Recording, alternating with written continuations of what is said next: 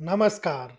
हम सभी भगवान श्री राम और माता सीता के पुत्रों कुश और लव के वाल्मीकि आश्रम में जन्म, उनके द्वारा राजा राम के अश्वमेध यज्ञ के घोड़े को पकड़ना और राम के महल में रामायण के गान के बारे में तो जानते हैं, परंतु श्री राम के बैकुंठ गमन के बाद कुश और लव के जीवन के बारे में ज्यादा नहीं जानते।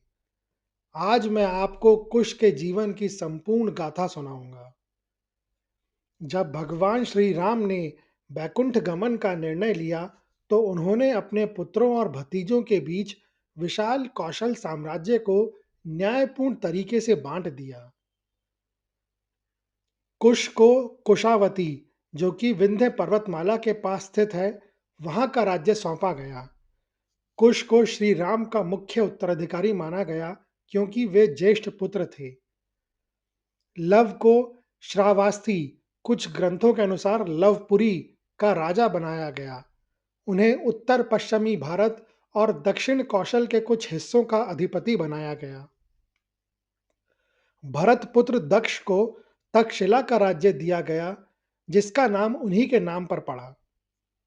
भरत पुत्र पुष्कल को पुष्कलावती का शासक बनाया गया। शत्रुघ्न पुत्र सुबाहु को मथुरा का राज्य सौंपा गया और शत्रुघ्न पुत्र शत्रुघाती को विदिशा, वर्तमान विदिशा मध्य प्रदेश का अधिपति बनाया गया। लक्ष्मण पुत्र अंगद को अंगदपुरी, जो कि पश्चिम भारत का क्षेत्र, कुछ ग्रंथों में इसे कारपथ या अंगदपुर भी कहा गया है, का राजा बनाया गया। और अंत में लक्ष्मण पुत्र चंद्रकेतु को चंद्रकांता, हिमालय के तराई के क्षेत्रों का राज्य दिया गया।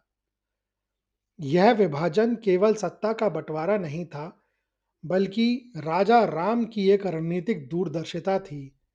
उन्होंने अपने परिवार के सदस्यों को भारत के विभिन्न कोनों में स्थापित किया, ताकि संपूर्ण राष्ट्र एक ही सांस्कृतिक सूत्र और राम राज्य की नीतियों में बंधा रहे।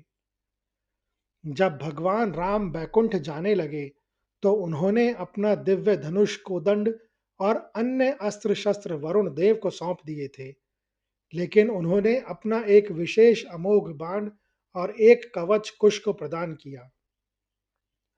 जब भगवान श्री राम ने सरयू में जल समाधि ली, तो अयोध्या की अधिकांश प्रजा भी उनके साथ बैकुंठ चली गई। अयोध्या, जो कभी तीन लोकों में सबसे सुंदर नगरी थी, अब एक सूने जंगल की तरह हो गई थी। कुश ने विंध्य पर्वतमाला की तलहटी में कुशावती नामक नगरी बसाई थी। यह नगरी इतनी सुरक्षित मानी जाती थी कि कहा जाता था कि वहां की सुरक्षा स्वयं भगवान हनुमान की अदृश्य उपस्थिति से होती है।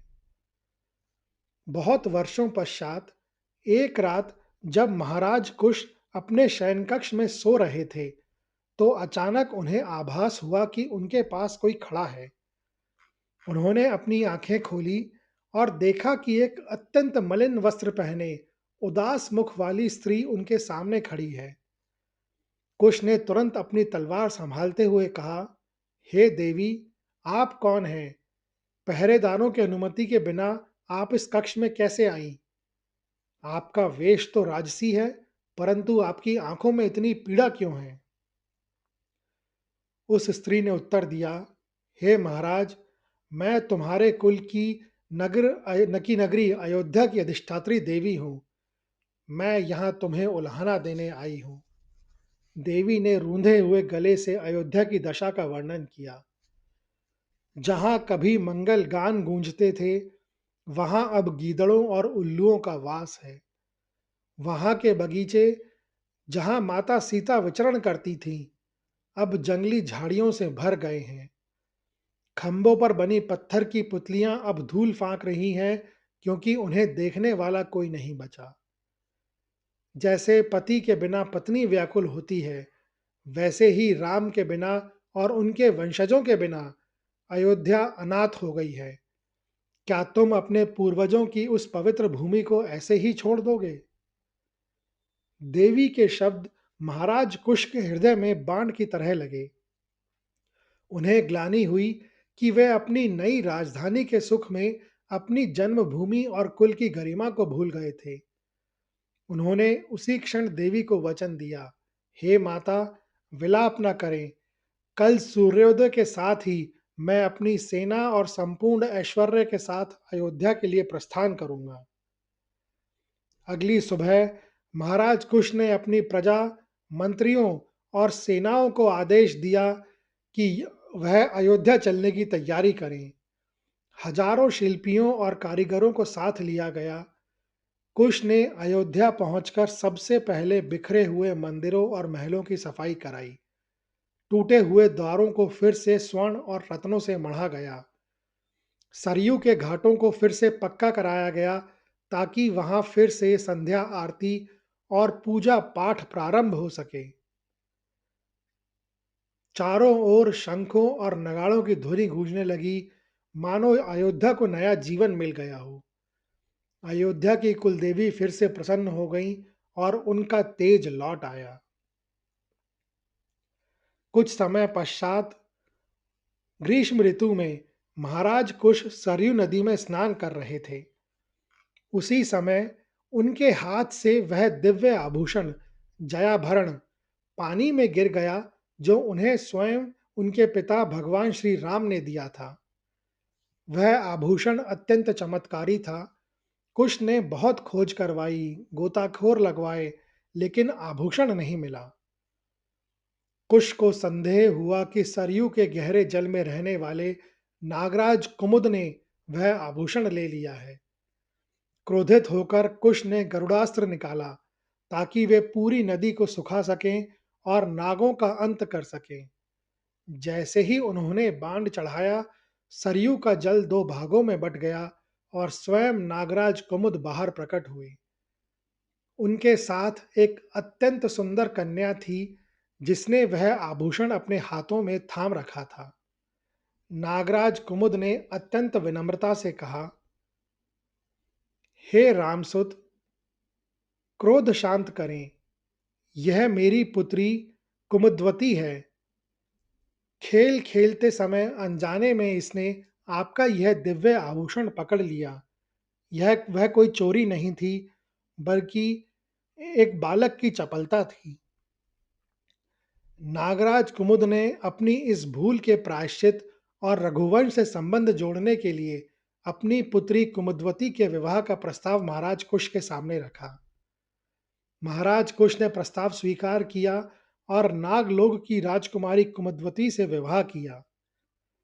इस विवाह ने न केवल मनुष्यों और नागों के बीच शत्रुता समाप्त की, बल्कि रघुवंश को एक नया उत्तराधिकारी दी भी दिया। कुमुद्वती और कुश के पुत्र का नाम अतिथि रखा गया।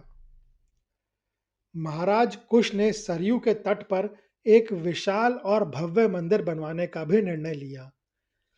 चूंकि नागराज शिव भक्त थे और यह स्थान नागों से जुड़ा था, इसीलिए भगवान शिव को यहाँ नागेश्वर नाथ अर्थात नागों के स्वामी के रूप में प्रतिष्ठित किया गया। कुमुद्वती से विवाह के बाद महाराज कुश अक्सर नागलोक जाया करते थे। एक बार नागलोक में भीषण सूखे जैसी स्थिति उत्पन्न हो गई। पाताल के जल स्रोत सूखने लगे। नागराज ने कुश से सहायता मांगी। कुश ने अपनी धनुर्विद्या और पर्जन्यास्त्र का प्रयोग कर पाताल में जल की वर्षा कराई थी। इस घटना के बाद से ही नागवंश और रघुवंश के बीच एक संधि हुई थी कि नाग सदैव रघुवंशियों की गुप्त शत्रुओं से रक्षा करेंगे। एक बार ऋषि दुर्वासा अयोध्या पधारे। कुश उस समय राज्य कार्य में व्यस्त थे। दुर्वासा ऋषि अपने स्वभाव के अनुसार बहुत जल्दी क्रोधित हो गए, क्योंकि उन्हें लगा कि उनके स्वागत में विलंब हुआ है। ऋषि ने श्राप देने के लिए जल हाथ में लिया, लेकिन कुश ने बिना डरे बड़ी ही विनम्रता और स्थिरता से ऋषि के चरण स्पर्श किए और उनसे कहा कि यदि वे श्राप देंगे तो यह रघुवंश की मर्यादा के विरुद्ध होगा, क्योंकि वे अतिथि हैं।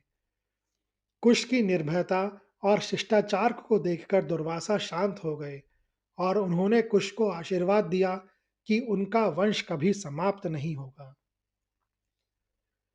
कुश केवल पृथ्वी के राजा नहीं थे, बल्कि देवताओं के भी मित्र थे। कालिदास लिखते हैं कि इंद्र अक्सर कठिन युद्धों में कुश को सहायता के लिए बुलाते थे। कुश एकमात्र ऐसे मानव राजा थे जिनके पास ऐन्द्र और वैष्णव अस्त्रों का संपूर्ण ज्ञान था, जो उन्हें अपने पिता से मिला था। उनका रथ बादलों के ऊपर चलने में सक्षम था। असुरों के विरुद्ध उनके युद्ध केवल वीरता के लिए नहीं, बल्कि ब्रह्मांडीय संतुलन बनाए रखने के लिए भी होते थे। महाराज कुश के शासनकाल में दुर्जय नाम का एक अत्यंत शक्तिशाली और भयानक असुर था। वह देवताओं के लिए भी सिरदर्द बन गया था। इंद्र की सहायता करने के लिए महाराज कुश अपनी विशाल सेना लेकर स्वर्ग और पृथ्वी के मध्य युद्ध क्षेत्र में पहुंचे। कालिदास वर्णन करते हैं कि यह युद्ध सामान्य युद्ध नहीं था। असुर दुर्जय के पास मायावी शक्तियां थीं, जबकि महाराज कुश के पास भगवान श्री राम से प्राप्त दिव्य अस्त्र और रघुवंश का पराक्रम था। युद्ध इतना भीषण था कि आकाश देवताओं और गंधर्वों से भर गया, जो इस महासंग्राम को देख रहे थे। युद्ध के अंत में महाराज कुश और असुर दुर्जय के बीच द्वंद्व युद्ध हुआ। दोनों ही योद्धा एक दूसरे पर प्रलयंकारी प्रहार कर रहे थे। महाराज कुश ने अपने पैने बाणों से असुर दुर्जय का वध तो कर दिया, लेकिन उसी समय असुर ने मरते मरते भी एक घातक प्रहार महाराज कुश पर कर दिया। असुर के साथ हुए उस संघर्ष में महाराज कुश भी गहरे रूप से घायल हो गए और अंततः युद्ध भूमि में ही उन्होंने अपनी देह त्याग दी। उन्होंने एक क्षत्रिय की भांति वीरगति प्राप्त की। जब महाराजा कुश के वीरगति का समाचार अयोध्या पहुंचा, तो पूरी प्रजा शोक में डूब गई। नागराज कुमुद की पुत्री और कुश की प्रिय पत्नी कुमुदवती ने अपनी इच्छा से पति की चिता के साथ स्वयं को अग्नि को समर्पित कर दिया। महाराजा कुश अपनी मृत्यु के कुछ समय पहले अपने पुत्र अतिथि को राजधर्म की शिक्षा दे रहे थे। उन्होंने कहा था कि राजा को अपनी प्रजा के लिए कठोर और शत्रुओं के लिए वज्र के समान होना चाहिए, लेकिन दुखियों के लिए उसका हृदय नवनीत अर्थात मक्खन की तरह कोमल होना चाहिए। महाराज कुश और कुमुदवती के जाने के बाद उनके पुत्र अतिथि का राज्याभिषेक किया गया। कालिदास रघुवंशम के 17वें सर्ग में बताते हैं कि अतिथि अपने पिता कुश और दादा राम के समान ही प्रतापी राजा हुए और उन्होंने रघुवंश की कीर्ति को चारों दिशाओं में फैलाया। यह कहानी सुनने के लिए धन्यवाद। अगर आपको यह कहानी अच्छी लगी हो तो कृपया इस वीडियो को ज़्यादा से ज़्यादा लोगों के साथ शेयर करें, लाइक करें व चैनल को सब्सक्राइब करें। कमेंट्स बॉक्स में लिखें जय श्री राम।